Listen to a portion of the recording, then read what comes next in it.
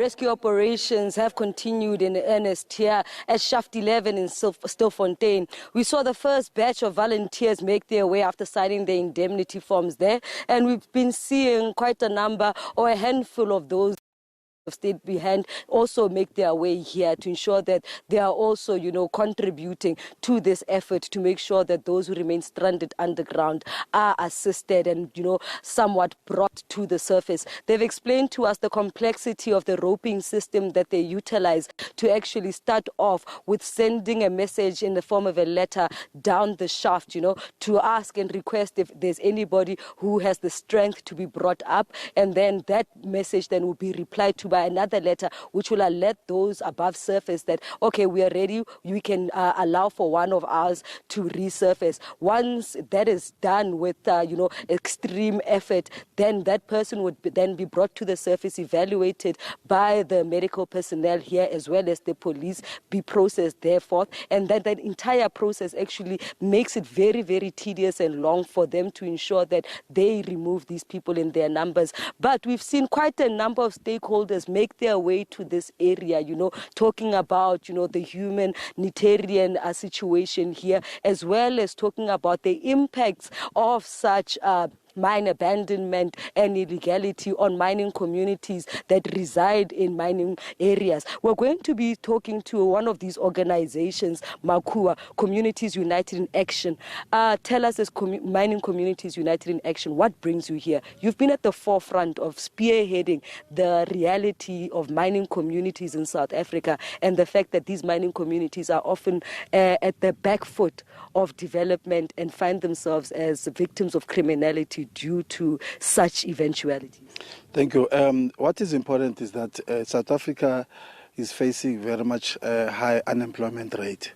And secondly, we believe that these abandoned mines, which were done by the people who came in and mined, loot minerals and left this shaft behind, and people who without any skills but mining. So these people, when they're facing unemployment and poverty kicks in, obviously they'll go back and try and get something to put bread on the table and support their families. But we find it very strange that the government itself is not assisting into making sure that they legalize, transform this sector, a sector which can assist in reducing the number of unemployment and create jobs and even contribute to the economy of the company, but to the economy of the country. But unfortunately, we find it a government that is very ruthless, and not looking at how can we assist, because the people, if they come out here and there's no alternative jobs, well, where will they go?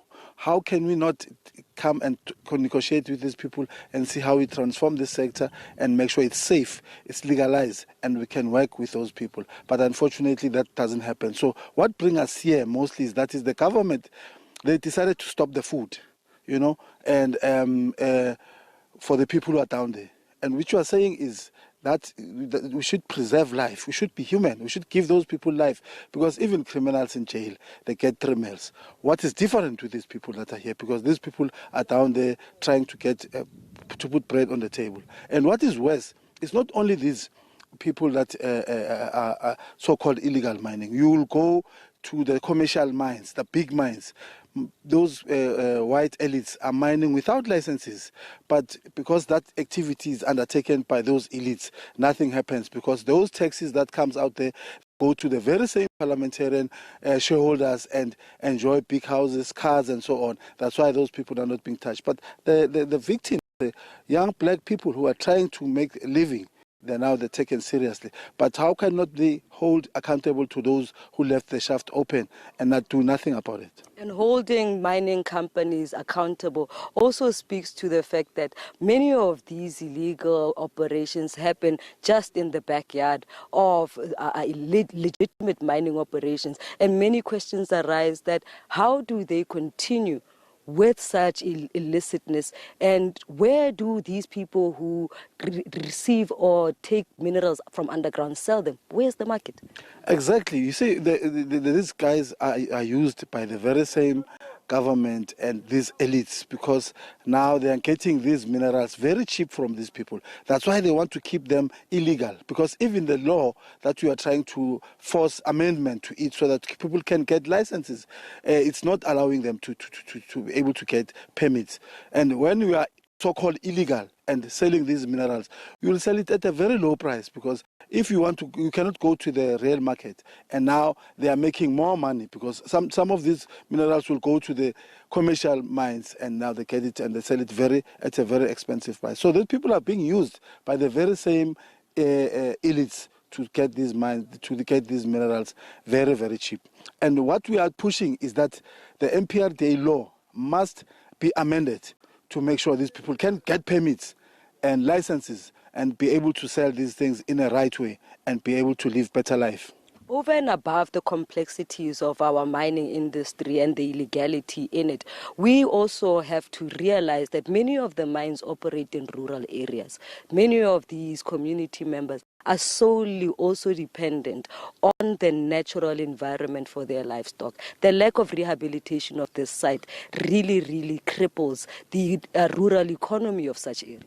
You see, if you can do a bit of a research and ask people their life before mining and during the mining and post-mining, they'll tell you their life was better before mining, because they'll do everything. But when mining kicks in, you must know that there's land grabs, forceful removal from the mines, dust, contaminated water, polluted air, and nothing really grows. The farming is dead. And now there's that dependency syndrome that you need to depend to the mine. And not everyone will work in the mine. Some of other people will suffer and not getting work.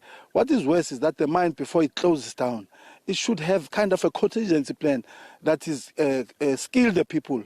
When the mine closes, they can't be marketable in other areas, but they just close without giving people skills. And what you are saying is government should start now looking back at those people who looted minerals without rehabilitating the land, because the land, if it was rehabilitated, we'll build houses, we'll do farming, we'll do a lot of things in that land, but the land, it's useless, it cannot be used. So when some other people who are creative, like Zamazamas, who think we still minerals, let's get in there, they become illegal. But white elites don't become illegal. That's not right.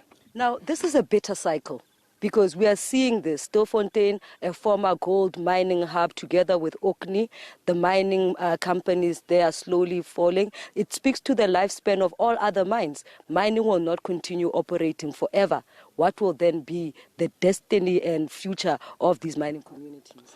Yeah, you see, and what happens if these so-called investors, we call them invaders, if they were very fair enough, they would have given skills to make sure, because what they want is, they want big lump sum of these minerals.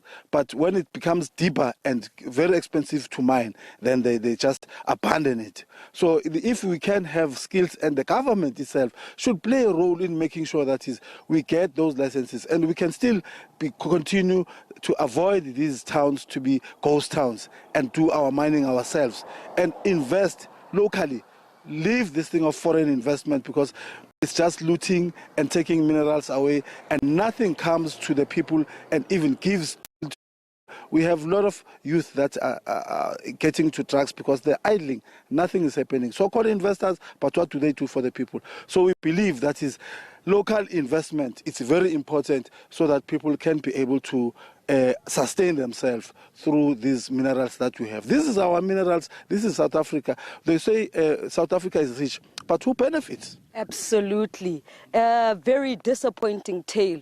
Communities in Africa where they have major resource endowment, but these resources have in fact become a curse. They have come, people have extracted, the land has been left without rehabilitation, it has become a breeding ground for criminality, and it has destroyed local economies that severely depend on the natural environment. We continue to be posted here in Shaft 11 in Stilfontein as mining rescue operations here by the volunteers continue. We see many stakeholders continue coming here, as well as a heavy contingent of police remains posted here.